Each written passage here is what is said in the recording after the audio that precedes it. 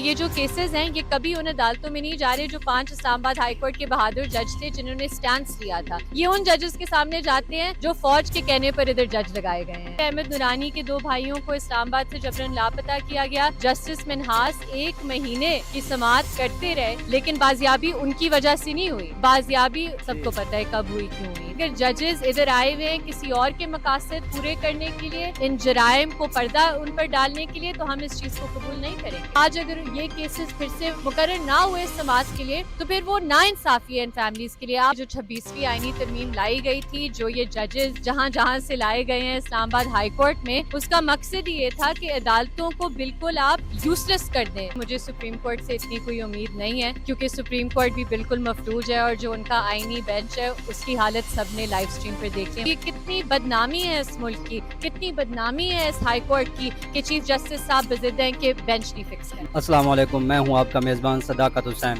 کہا جاتا ہے جب عدل و انصاف کا نظام قائم نہ رہے تو ظلم کا نظام بن جاتا ہے.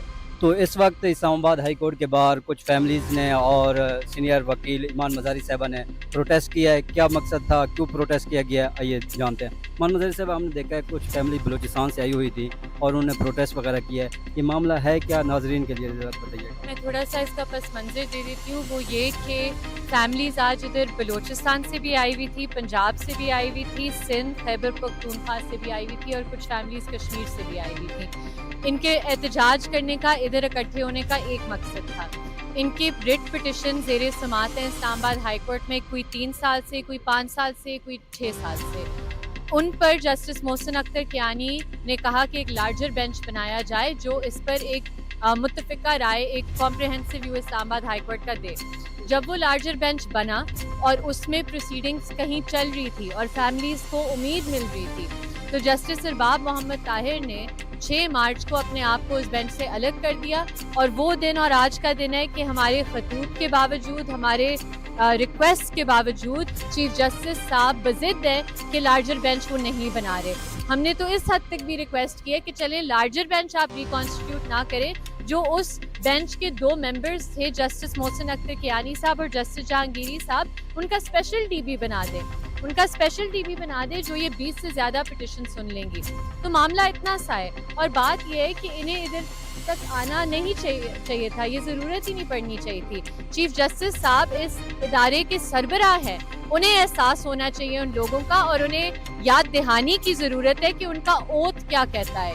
کیونکہ ان کا اوتھ جو کہتا ہے, آج اگر یہ کیسز پھر سے مقرر نہ ہوئے سماعت کے لیے تو پھر وہ نا انصافی ہے ان فیملیز کے لیے. آپ عدالت کے اگر دروازے بند کریں گے تو آپ کون سے دروازے کھولیں گے؟ جب 6 مارچ کو بینچ ٹوٹا تھا اس وقت جسٹس ڈوگر صاحب اسلام آباد ہائی کورٹ آ چکے تھے یا دوسرے چیف جسٹس صاحب تھے, تو کیا اب ان کی جو ذمہ داری ہے وہ کیوں نہیں ہے اس کو پورا کرنا؟ دیکھیں, یہی میں کہہ رہی ہوں کہ جو 26ویں آئینی ترمیم لائی گئی تھی, جو یہ ججز جہاں سے لائے گئے ہیں اسلام آباد ہائی کورٹ میں, اس کا مقصد یہ تھا کہ عدالتوں کو بالکل آپ یوزلیس کر دیں, رینڈر دیم ان افیکٹو, کہ وہ ریلیف دینا نہ چاہیں اور دے سکے نہ. کیونکہ یہ جو کیسز ہیں یہ کبھی ان عدالتوں میں نہیں جا رہے جو 5 اسلام آباد ہائی کورٹ کے بہادر جج تھے جنہوں نے سٹینڈ لیا تھا. یہ ان ججز کے سامنے جاتے ہیں جو فوج کے کہنے پر ادھر جج لگائے گئے ہیں. لیکن وہ 5 ججز کے جو فیصلہ آیا سپریم کورٹ سے, انہوں نے اس کو بھی چیلنج کیا ہے. تو کیا دیکھتی ہیں کہ اب تو چھٹی والے دن صدر صاحب نے نوٹیفیکیشن بھی جاری کر دیا چیف جسٹس صاحب کا, تو کیا ان جو اپیل ہے اس اپیل کا کیا بنے؟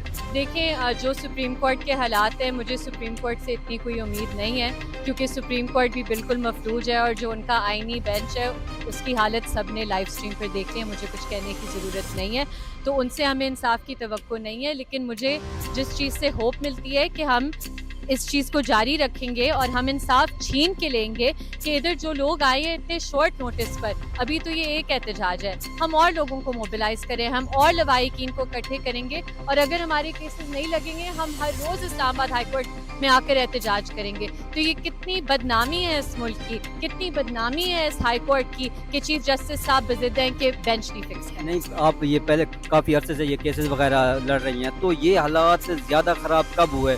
یہ جب بینچ ٹوٹ گیا اس کے مطابق آپ کا ایک لمبا ایکسپیرینس ہے, پہلے کیسز وغیرہ لگتے تھے, کوئی بازیاب ہو جاتے تھے, اب بالکل نا امیدی, ناممکن. میں آپ کو ایک چھوٹی سی مثال دے دیتی ہوں کہ پہلے احمد فرحات کا کیس جب جسٹس محسن اختر کیانی صاحب کے سامنے لگا, احمد فرحات بازیاب ہو گیا.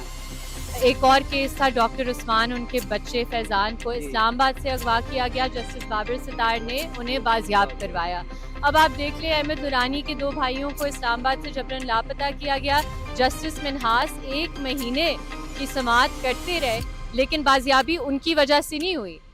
بازیابی سب کو پتہ ہے کب ہوئی، کیوں ہوئی. تو بات یہ ہے کہ اگر جج انصاف دینا چاہے، جو اس کا رول ہے، جو اس نے اوتھ لیا ہوا ہے، تو وہ دے. لیکن اگر ججز ادھر آئے ہوئے ہیں کسی اور کے مقاصد پورے کرنے کے لیے، ان جرائم کو پردہ ان پر ڈالنے کے لیے، تو ہم اس چیز کو قبول نہیں کریں گے. تو اس وقت اگر ججز یہ کر رہے ہیں تو پھر وکلاء برادری کہاں پہ کھڑی ہے؟ وکلاء برادری کیوں نہیں اکٹھے ہو رہی؟ آپ کے واجد گیلانی صاحب تھے، وہ انہوں نے اب آپ لوگوں کے جو وکیل ریپریزنٹیو تھے تو یہ یعنی ویسے انہوں نے الیکشن جیتا تھا لیکن اس کے بعد انہوں نے اپنی پارٹی بھی بدل لی، تو کیسے تو وکلاء برادری کو اب کیا کرنا چاہیے؟